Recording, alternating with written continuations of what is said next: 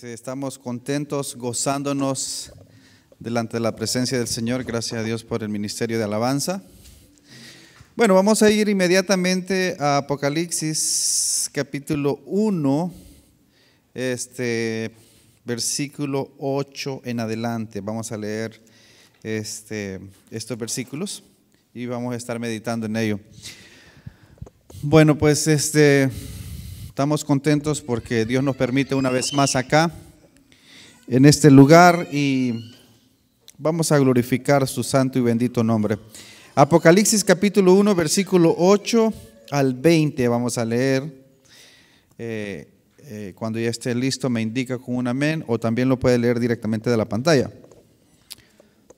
Dice así, en el nombre del Padre, del Hijo y del Espíritu Santo: yo soy el Alfa y la Omega, principio y fin, dice el Señor, el que es, el que era y el que ha de venir, el Todopoderoso. Yo, Juan, vuestro hermano y copartícipe vuestro en la tribulación, en el reino y en la paciencia de Jesucristo, estaba en la isla llamada Patmos por causa de la palabra de Dios y del testimonio de Jesucristo.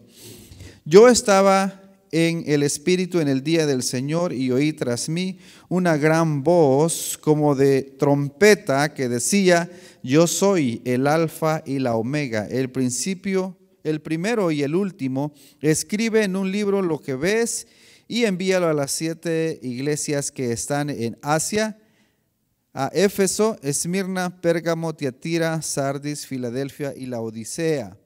Y me volví para ver la voz del que hablaba conmigo, y vuelto vi 7 candeleros de oro, y en medio de los 7 candeleros a uno semejante al Hijo del Hombre, vestido de una ropa que llegaba hasta los pies y ceñido por el pecho con un cinto de oro. Su cabeza y sus cabellos eran blancos como blanca lana, como nieve, sus ojos como llama de fuego, y sus pies semejantes al bronce bruñido, refulgente como en un horno, y su voz como estruendo de muchas aguas.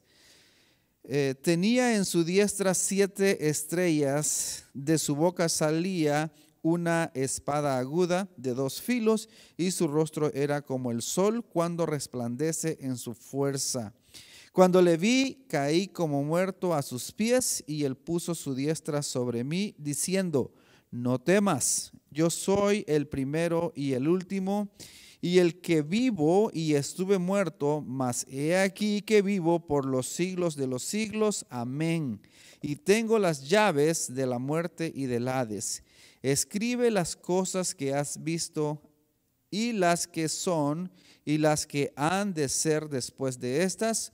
El misterio de las 7 estrellas que has visto en mi mano, en mi diestra, y de los 7 candeleros de oro. Las 7 estrellas son los ángeles de las 7 iglesias, y los 7 candeleros que has visto son las 7 iglesias. Vamos a orar.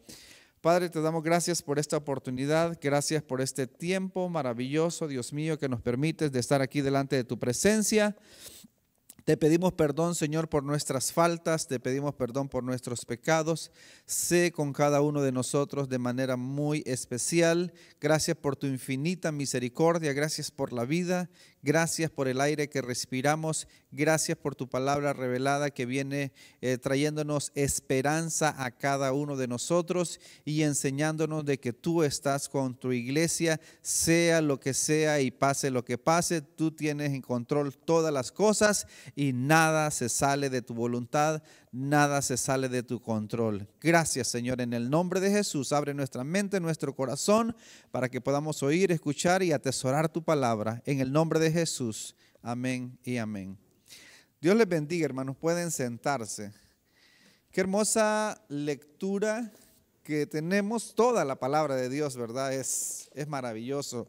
Ya sea que leamos Génesis, ya sea que leamos Éxodo. O sea, todo es maravilloso, increíble. Como ya hemos mencionado en otras ocasiones, las historias que están en la Biblia no son historias que están ahí nada más por ocupar un espacio, sino que tienen una tremenda enseñanza. Sobre todo, todas esas enseñanzas tienen que ver con nuestro Redentor, aún en el Antiguo Testamento.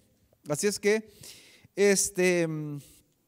vamos a estar meditando en estos versículos.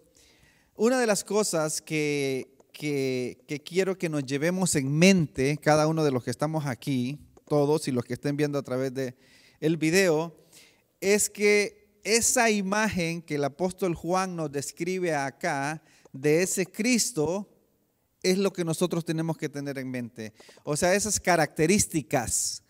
No es un Cristo débil que pintan a veces, ¿verdad? La última vez que, bueno, no sé si la última vez, pero por decirlo, la última vez que Juan lo describe, podríamos decirlo aquí, con esas características. Él se presenta con esas características porque eso es lo que es Él.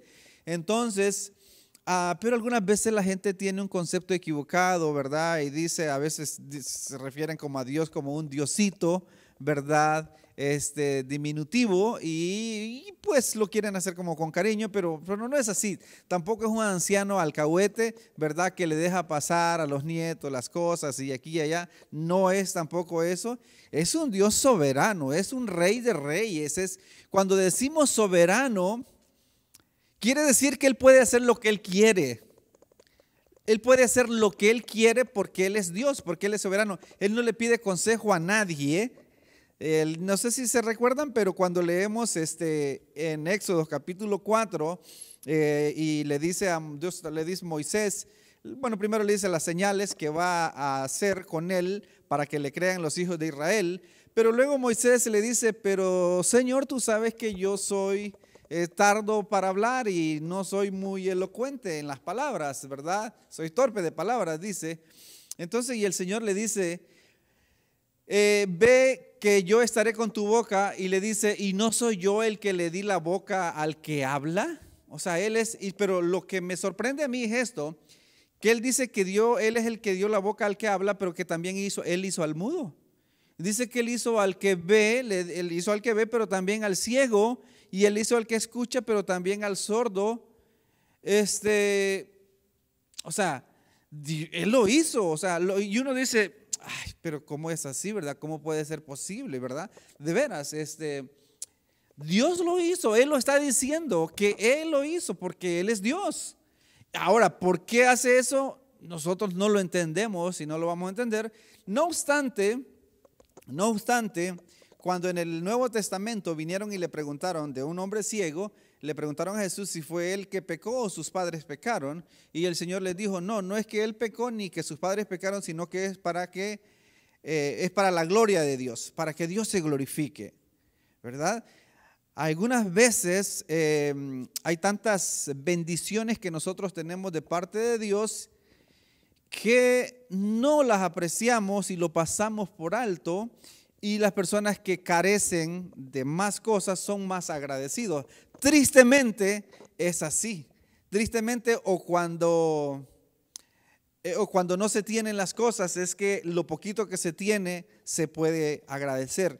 Entonces, el Dios que enseña la Biblia, el Cristo que enseña la Biblia, es soberano y no se doblega a nadie. Lo que el hermano Sandoval leía el viernes también de Daniel, ¿verdad? Él hace lo que quiere y dice que las naciones son como nada delante de él, y donde él mete su mano, ¿quién le puede decir qué haces? ¿Verdad? A su niño, ¿verdad? Si un niño está molestando o está tocando lo que no debe, usted le puede agarrar la mano y decirle, no esté molestando. Con Dios no es así. Decía Jonathan Edwards en su mensaje, Pecadores en las manos de un Dios airado, dice, aunque todos se unan mano con mano, son como nada delante de Dios. Son como nada delante de Dios. Entonces, ese es la imagen, no quiero decir la imagen, porque al hablar de imagen como que ¿verdad? Quiero decir, ese es el concepto que nosotros debemos de tener acerca de Dios. Ese Dios verdadero que no pide permiso, ese Dios verdadero que da órdenes, ¿verdad? El que dice qué es lo que le agrada y qué no le agrada y punto. Entonces, ya vimos aquí la otra vez, ¿verdad? Las primeras partes, y el versículo 8 dice, yo soy el alfa y la omega, principio y fin. Él es Dios, ¿verdad? Lo opuesto a lo que enseñan los testigos de Jehová, que para ellos fue un gran profeta, fue un gran hombre, hasta tienen libros de eso y esto, pero hasta ahí, ¿verdad? Hasta ahí. O los mormones, que fue un ángel creado también. Entonces, esto de que Jesucristo es es una de las personas de la Trinidad, esto es innegable, no es negociable, esto es así, ¿verdad? Ahora, no quiere decir que toda la gente que cree en la Trinidad sean verdaderos cristianos, porque el sistema católico pues cree en la Trinidad, pero ya sabemos que tanto como el sistema católico y las religiones, hablando de los testigos de Jehová y los mormones y cualquiera religión, se han creado su propio Dios. Paul Washer dice en su mensaje, los 10 cargos contra la iglesia, que el día domingo es el domingo de que sucede la mayoría de idolatría, porque la gente, hablando de los cristianos, están adorando a su propio Dios que ellos han creado. A ese Dios que les favorece todo lo que ellos quieren, a ese Dios que ellos declaran y Él hace lo que ellos quieren, a ese Dios que es como un mandadero, ¿verdad? Hazme esto, hazme el otro, hazme aquí, hazme allá y esto, el otro y todo. No es así, ¿verdad? No es así. Entonces, los falsos apóstoles de hoy en día, ellos tienen un Dios que les hace magia, según ellos, ¿verdad? Y ellos son los favoritos. Dios habla solamente por medio de ellos y Dios los bendice a ellos para que ellos bendigan a la gente solo con palabras, por supuesto. No es que lo hacen con dinero, ¿verdad? Pero a la gente sí le piden bendición de dinero ellos, pero a ellos Dios, ¿verdad? Se han creado su propio Dios. No es el Dios de la Biblia. Entonces Él es el principio y fin. O en otras palabras, Él no tiene principio ni fin. Él es desde antes de la fundación del mundo, desde antes de que existiera el tiempo, el espacio y la materia.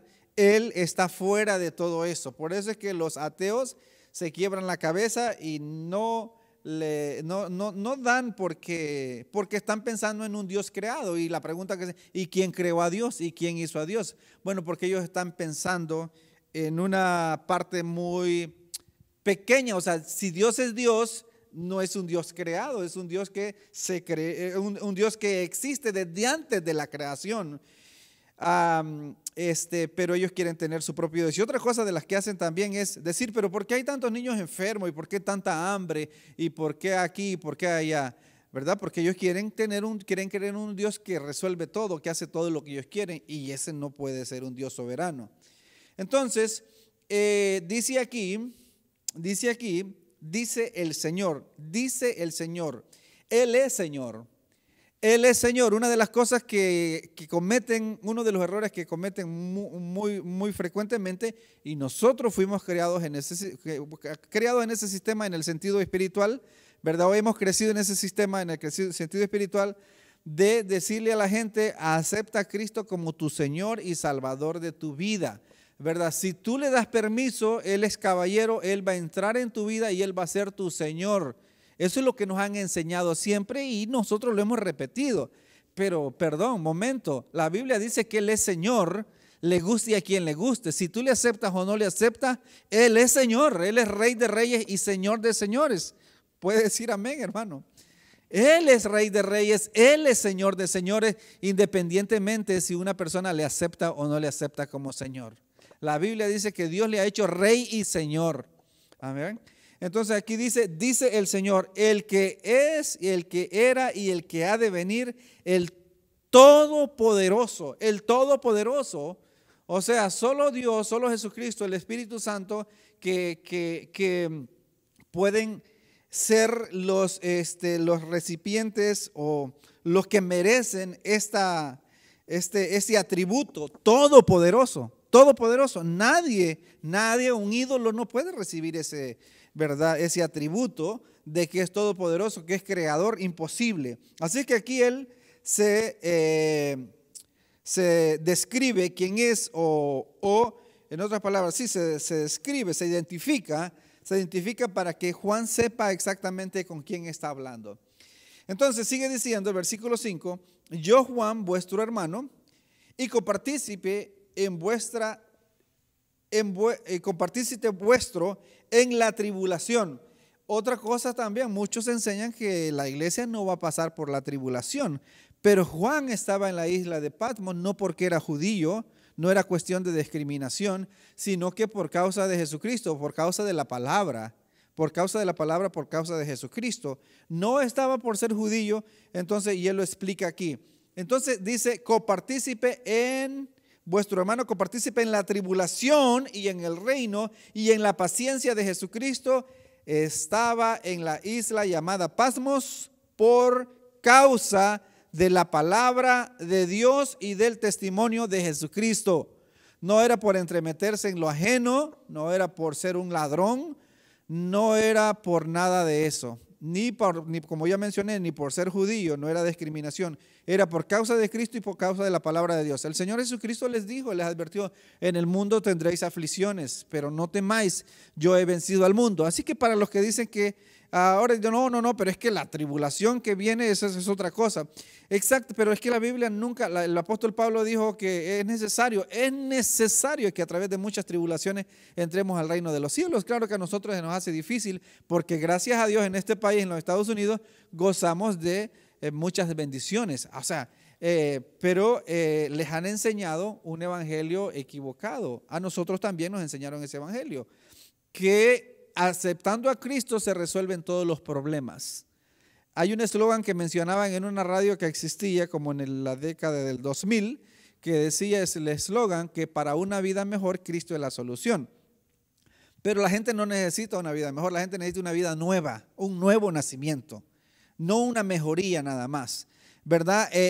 Mucha gente presenta a Cristo nada más como para poderlo sacarlo de las drogas y de las enfermedades y los problemas económicos, problemas familiares, problemas matrimoniales y cosas así. No es así. Eso viene, si Él quiere, junto con el paquete, pero el Señor Jesucristo murió en la cruz del Calvario para el perdón de nuestros pecados. O sea, el problema más grande que tenemos es el pecado. Es el pecado, es que esa herencia, ese pecado que fue imputado desde Adán para toda la raza humana.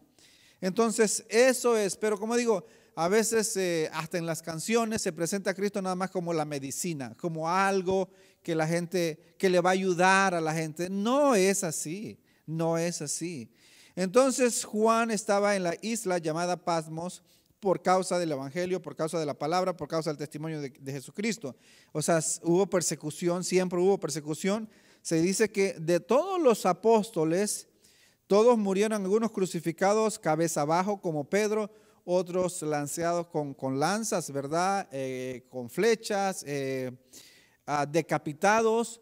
Juan fue el único que murió de forma natural. Aún así, pasó por aceite hirviendo. Así que no sabemos qué tan graves fueron esas quemaduras, ¿verdad?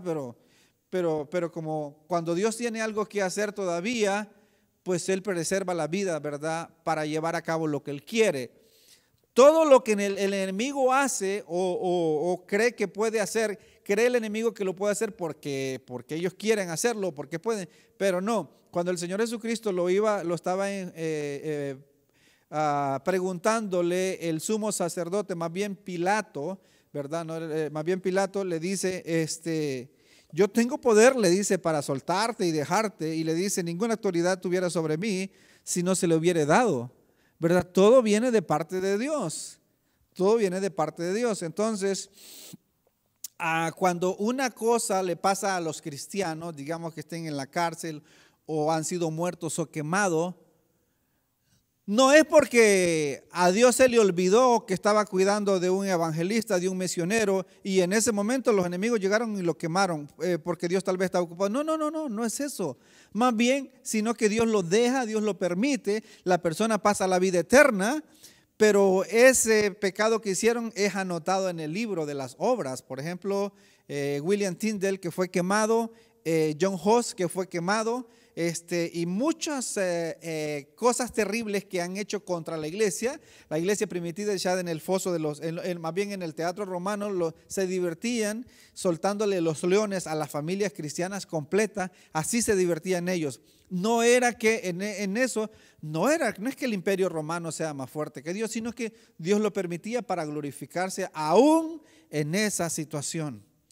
O sea, volvemos a lo mismo. Dios es soberano. O sea, en ocasiones Dios se da el lujo de salvar a los 3 hebreos del horno encendido 7 veces, pero en ocasiones a William Tyndale, como el caso de William Tyndale, John Hus y muchos otros que murieron quemados, aún en esa situación Dios se glorifica, ¿verdad? Así que, pero no siempre Dios va a cumplir nuestros caprichos como algunos lo enseñan. Otra cosa que enseñan los del mal llamado evangelio de la prosperidad es que una de las evidencias de que una persona es cristiana es que tiene que tener prosperidad.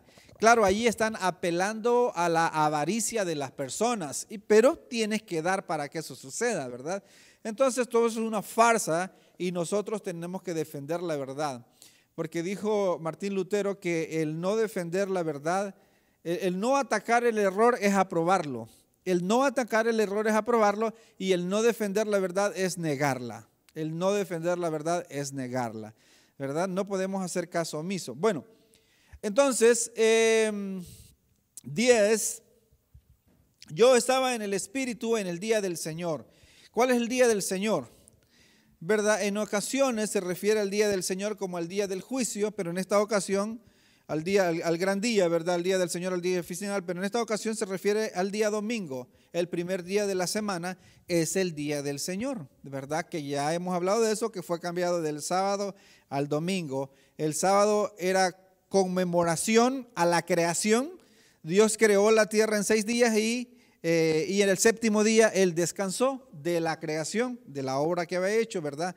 El día séptimo, el día sábado. Pero el día domingo, a partir del día domingo para acá, la iglesia primitiva se empezó a reunir en domingo, el primer día de la semana.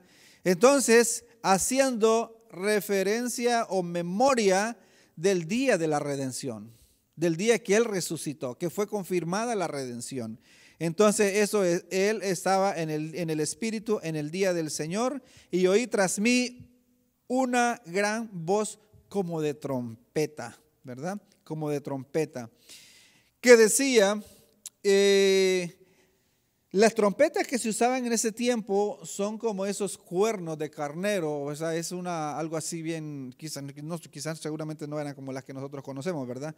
Pero esas trompetas se utilizaban para avisar cuando a guerra, para juntar a la gente para la guerra, o también para algún aviso importante que tenían que dar, o algo así, ¿verdad? De esa es la manera que se podían comunicar. Ahora es fácil porque se le manda un WhatsApp a todo el mundo y listo, ¿verdad? Ya están convocados, ya está todo, ¿verdad? O no sé, un Messenger, ¿verdad? Así. Pero en ese tiempo es lo que se usaba. Que decía, una voz como trompeta que decía, yo soy el alfa y la omega, el primero y el último. Escribe en un libro lo que ves y envíalo a las 7 iglesias que están en Asia, a Éfeso, Esmirna, Pérgamo, Tiatira, Sardis, Filadelfia y la Odisea. No era que solamente habían 7 iglesias en ese tiempo. Una de las cosas que yo quiero hacer, si Dios me permite, si Dios quiere, vaya que yo me considero afortunado porque Dios en su soberanía me ha concedido muchas cosas que yo he querido, ¿verdad? Pero ojalá que Dios un día me permita ir a Israel, ¿verdad? Conocer, y luego también ir a Asia Menor, que es donde anduvo Pablo. Y también me gustaría ir a Alemania también, donde Martín Lutero clavó las 95 tesis. Así es que son 3 viajes que tengo ahí, si Dios quiere, ¿verdad? Si Dios quiere. Entonces, bueno, ir ahí, imagínense ir a la isla de Patmos también, ir y ver esa cueva donde estuvo el apóstol Juan.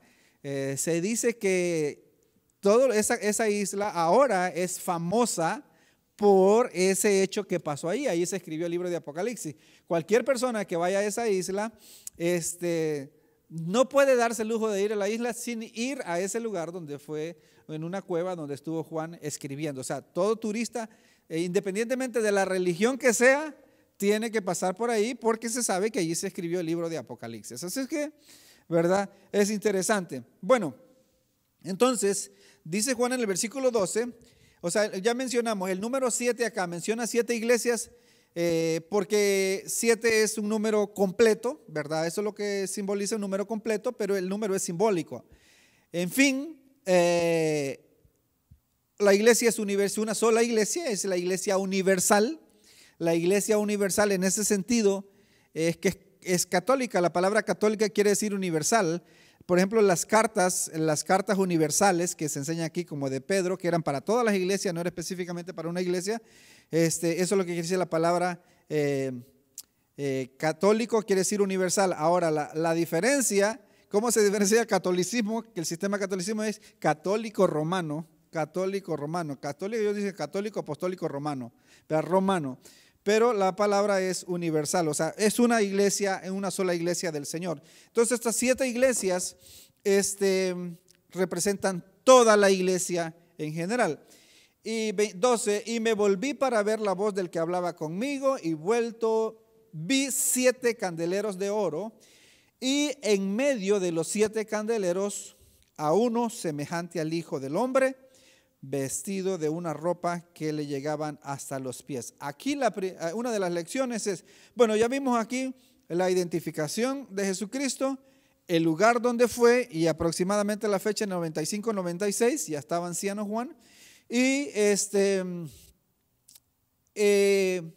una de las cosas, o sea, una de las primeras lecciones que podemos sacar de acá es que él estaba en medio de los 7 candeleros. Al final vimos en el capítulo 20 que los 7 candeleros son las iglesias.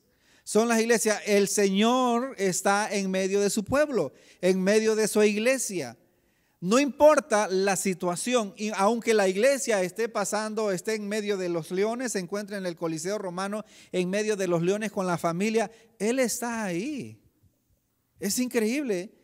Él está ahí. Claro que para otras personas dirían, no, eso no es así, ¿verdad? Las familias o los misioneros que pasan situaciones difíciles, como mencionaban, ellos mencionan que la evidencia de un verdadero cristiano es que tenga muchas riquezas. Pero los únicos que tienen riquezas son los que predican esas falacias, esas mentiras, porque los demás no. Hay gente que batalla mucho, ¿verdad? Bueno, entonces, el Señor está en medio de su pueblo. Esa es la primera lección. El Señor está en medio de su pueblo. Los 7 candeleros son las 7 iglesias, y las 7 iglesias representan a la iglesia en general en el mundo entero, la iglesia de ese tiempo, la iglesia después y la iglesia actual y la iglesia que vendrá. O sea, es una sola iglesia de todos los tiempos. Entonces, la primera característica que vemos aquí, y en medio de los 7 candeleros, a uno semejante al Hijo del Hombre. En el libro de Daniel, capítulo 7, versículo 13, se encuentra la palabra por primera vez Hijo de Hombre. Eso quiere decir divinidad. No es cualquier hijo, sino que ahí se habla por primera vez y se refiere al Hijo del Hombre, que es divino, es Dios mismo, es Dios mismo. Esa es la palabra, aunque para nosotros es un poco complicada entenderla, ¿verdad? Porque conocemos un Hijo de Hombre como cualquier persona, pero cuando ellos escuchaban, los judíos escuchaban esa frase, se entendía que era, ¿verdad?, divino, era divino, tenía que ver con la divinidad o con Dios. Entonces, dice que,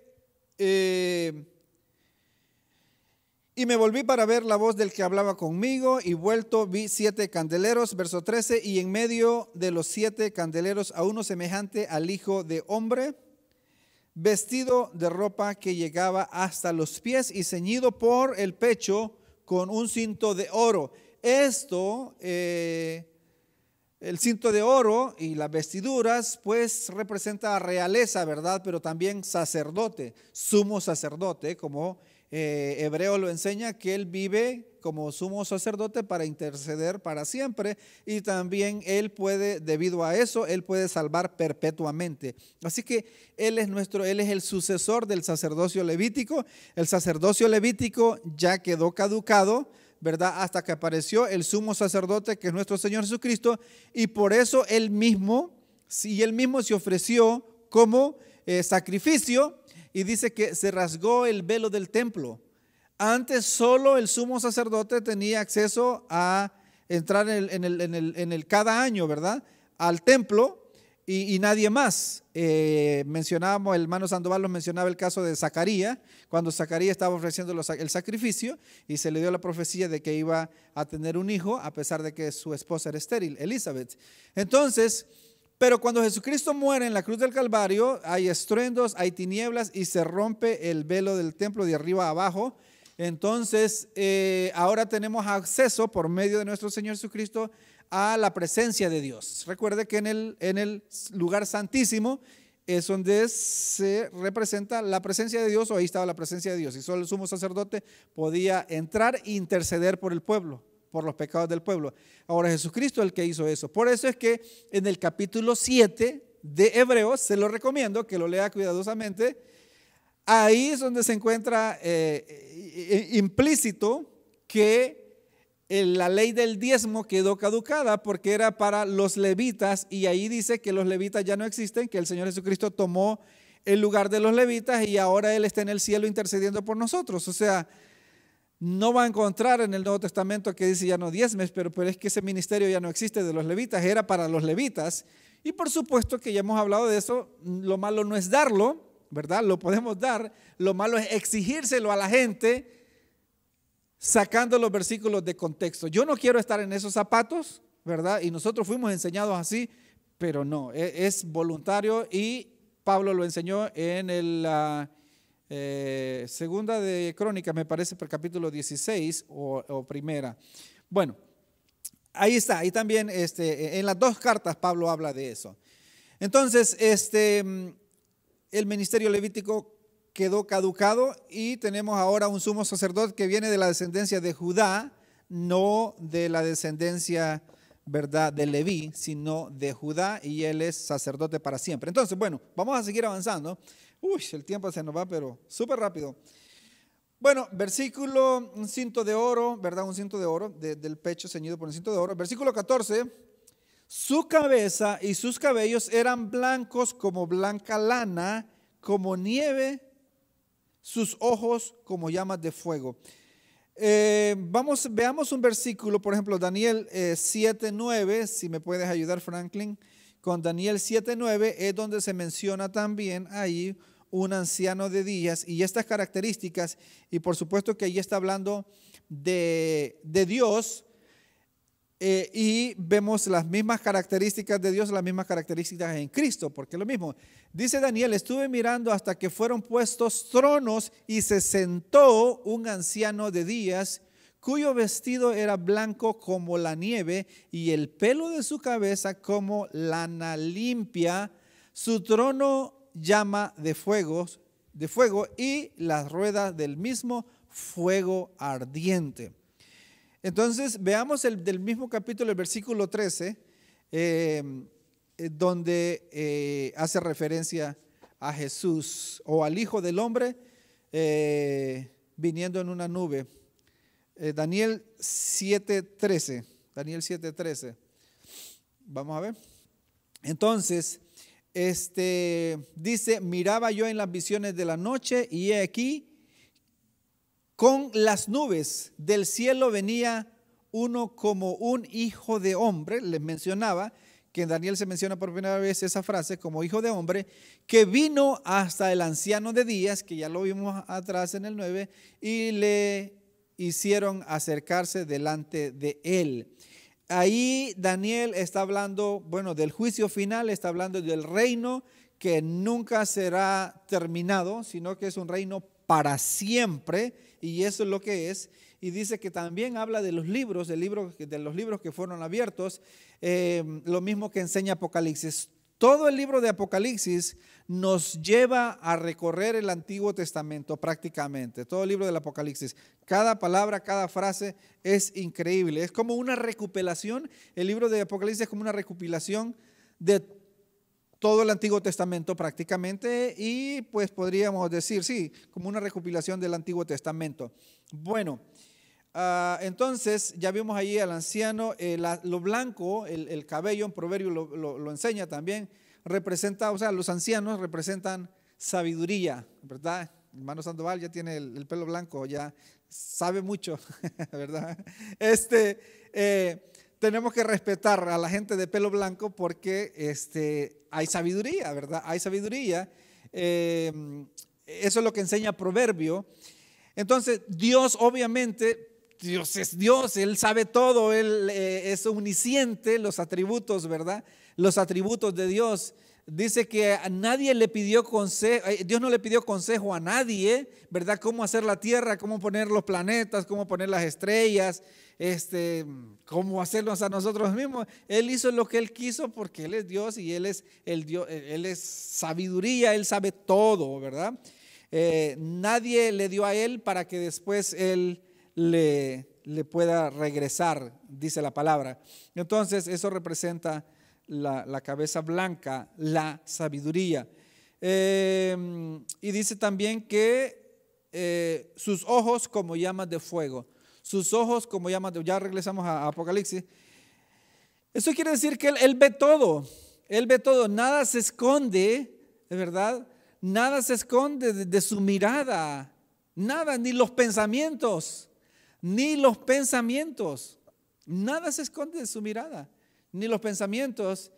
No sé si ustedes han visto, ¿verdad? Alguna vez cómo hay un fuego que es tan fuerte, tan especial, que es capaz de cortar el acero, por grueso que sea, el grosor que sea el acero, ese fuego es capaz de romper ese acero, y se hace como mantequilla y se puede derretir como mantequilla. Imagínense los ojos de Dios como fuego. Penetra todo. O sea, no hay distancia. Se dice que el águila es el que tiene, de los animales, el que tiene la mejor vista porque puede ver su presa de lejos, pero claro, no se compara, ¿verdad? Sus ojos como llamas de fuego, o sea, penetrante, corta, pasa todo. 14, o más bien me quedé, no, más bien es el 15, ¿verdad? Y sus pies semejantes al bronce bruñido. Esto como que en Daniel también habla de esto, ¿verdad?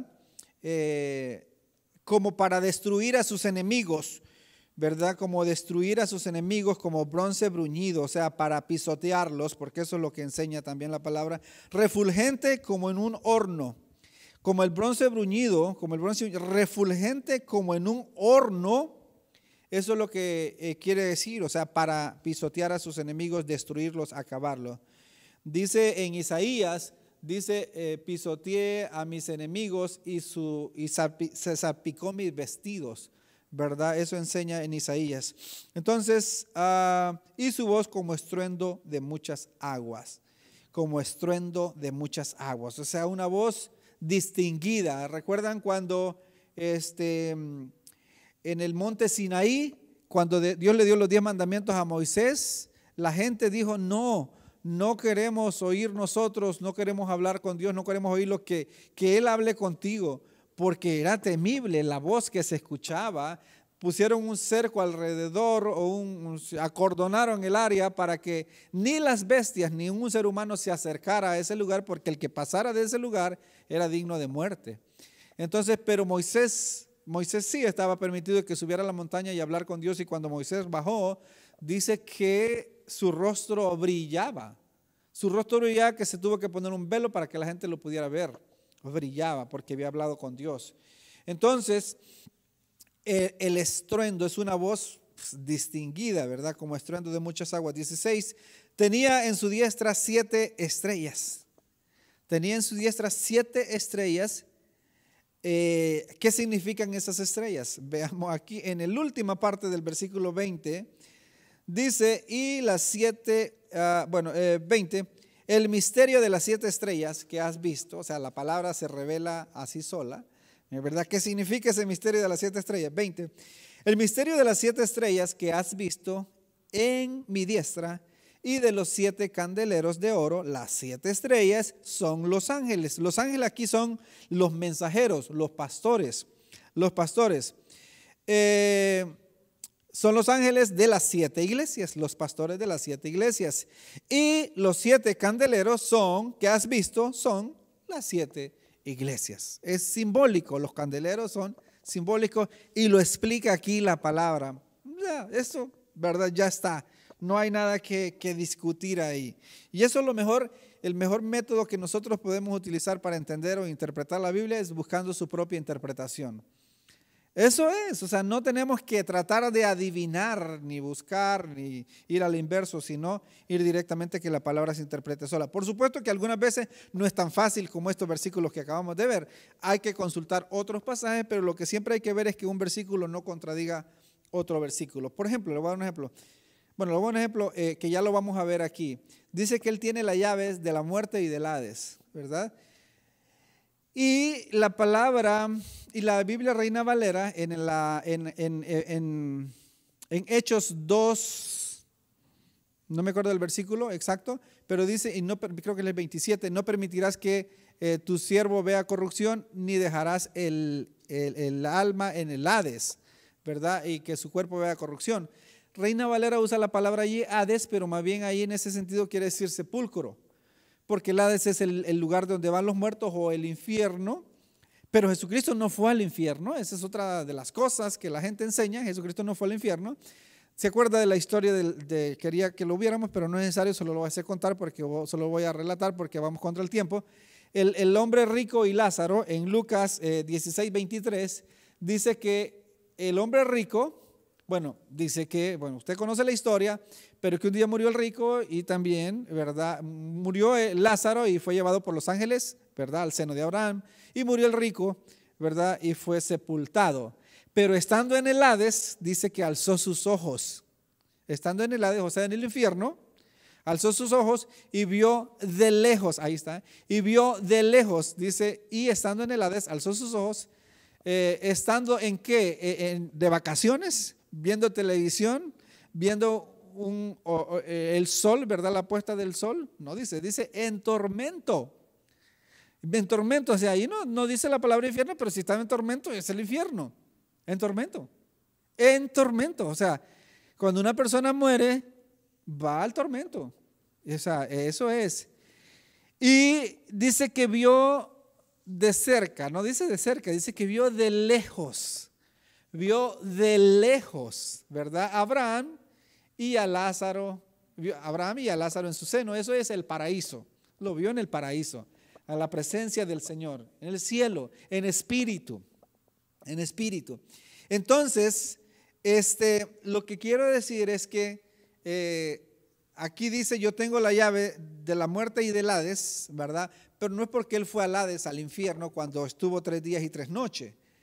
¿Cómo sabemos que eso es así? Por eso digo, entonces en Hechos 2:27 me parece, ahí uno hay que tener cuidado porque esa palabra Hades no quiere decir infierno como se refiere aquí en esta palabra infierno, Hades, sino que ahí es sepulcro. En esas otras versiones lo enseñan como sepulcro, ¿verdad? Entonces ahí es donde uno tiene que tener un poquito de cuidado y no dejarse llevar por la etimología de las palabras. En ocasiones las mismas palabras quieren decir otra cosa.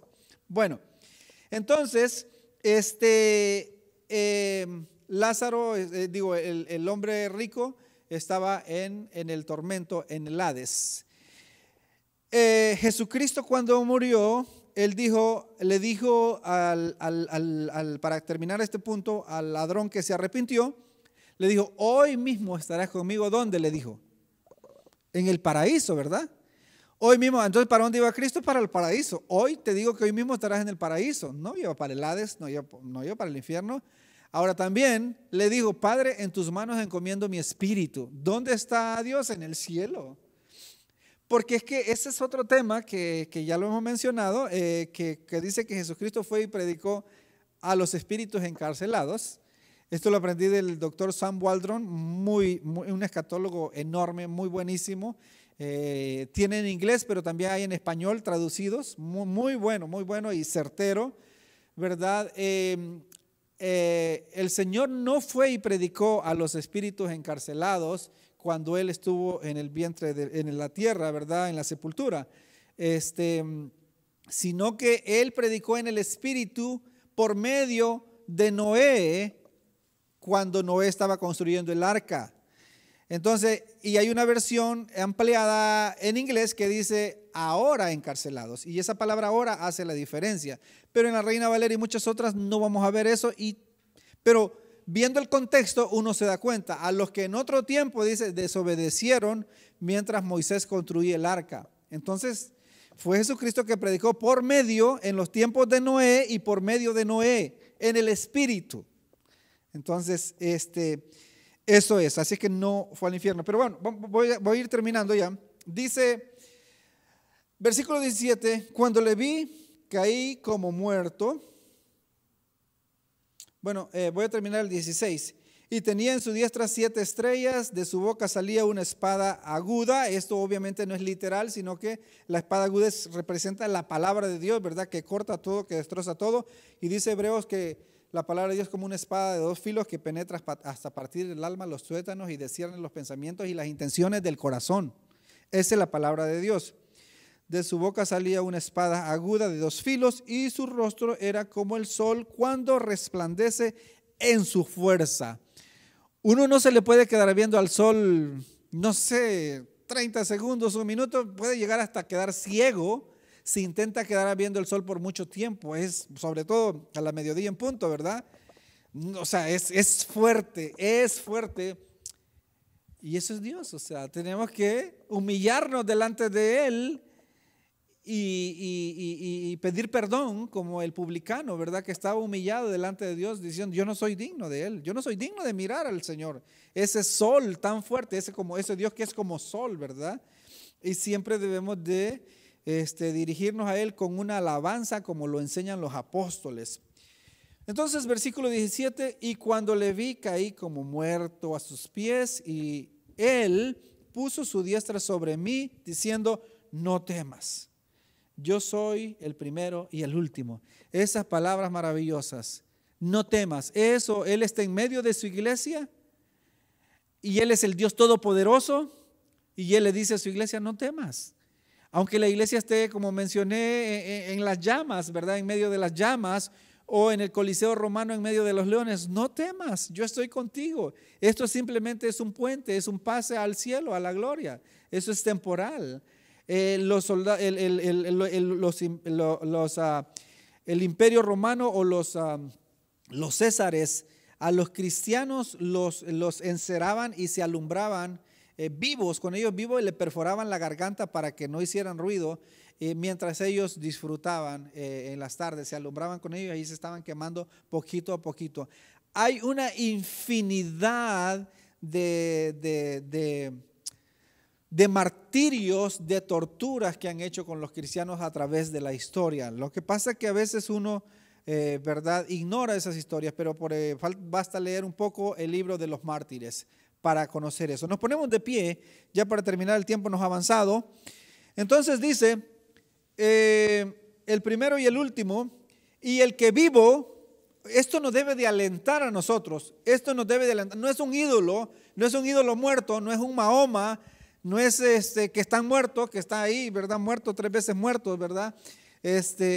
No. El que vivo y estuve muerto, mas he aquí que vivo por los siglos de los siglos. Esa es la clase de Dios que nosotros servimos, ¿verdad? Por los siglos de los siglos, amén. Y tengo las llaves de la muerte y del Hades. Tengo la autoridad sobre la muerte y del Hades, del infierno. O sea, le dijo a Pedro, las puertas del Hades no prevalecerán contra la iglesia, ¿verdad? Las puertas, o sea, las puertas, cuando se usa ahí la puerta, en la antigua ciudad, en ese tiempo, las puertas era como lo que ahora conocemos, o el lugar de reunión, lo que ahora conocemos como las cortes, y en este caso como los centros para reunirse y planear una estrategia de guerra. Entonces el diablo, cuando se reúne para planear una estrategia de guerra contra la iglesia, esas estrategias no funcionarán contra la iglesia, ¿verdad? Él tiene las llaves de la muerte y del Hades. Escribe las cosas que has visto y las que son y las que han de ser después de estas. Y ya leímos el misterio, ¿verdad? Que está ahí de las 7 iglesias, los 7 candeleros y de las 7 estrellas. Él es el Rey de Reyes, Él es el Todopoderoso. Él tiene poder sobre la autoridad, sobre la muerte, la autoridad sobre la muerte y sobre el Hades. O sea, no tienes que temer, iglesia, dice el Señor, ¿verdad? No temas, Él está en medio de su iglesia. No importa la circunstancia, la situación que la iglesia esté pasando en todos los tiempos, Él está ahí. Vamos a orar.